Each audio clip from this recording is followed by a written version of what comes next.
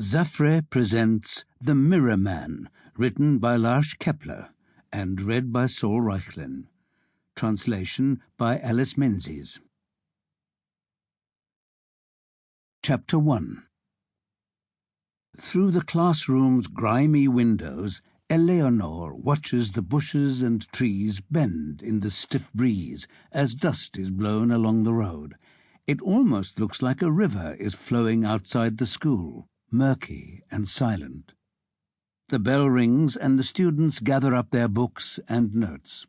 Eleanor gets to her feet and follows the others out of the classroom. She watches Jenny Lind button her jacket in front of her locker. Her face and blonde hair are reflected in the dented metal. Jenny is pretty, different. She has intense eyes that make Eleanor feel nervous, make her cheeks flush.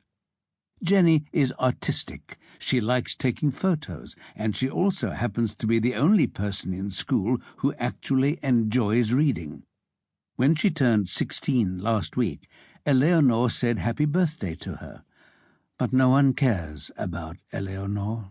She isn't attractive enough, and she knows it, even if Jenny once said she wanted to take a series of portraits of her. It was after PE, as they stood in the showers. Eleanor grabs her things and follows Jenny towards the main doors. The wind whips up the sand and dry leaves along the white walls of the building, scattering them across the playground. The rope snaps against the flagpole. When Jenny reaches the bike racks, she pauses and shouts something.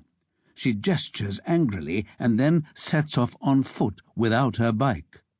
Eleanor had punctured her tires that morning, hoping it would mean she could walk home with Jenny. They would start talking about photography again, about how black and white photographs are like sculptures made of light. She has to rein in her imagination before she pictures them kissing. Eleanor follows Jenny past the Buckavallen Sports Center. The seating area outside the restaurant is empty, the white umbrellas flapping. She wants to catch up with Jenny, but doesn't dare. Eleanor is about 200 meters behind her on the footpath running parallel to Eriksberg's road. The clouds race by above the spruce trees. Jenny's light hair whips around and blows back into her face as one of the Green Line buses drives by. The ground shakes as it passes. They leave the built-up area behind, passing the ranger station. Jenny cuts across the road and continues on the other side. The sun breaks through, and the remaining clouds cast shadows that seem to dart across the fields. Jenny lives in a nice house down by the lake in Foschia. Eleanor knows this because she once came by after she found Jenny's missing book, a book she herself had hidden.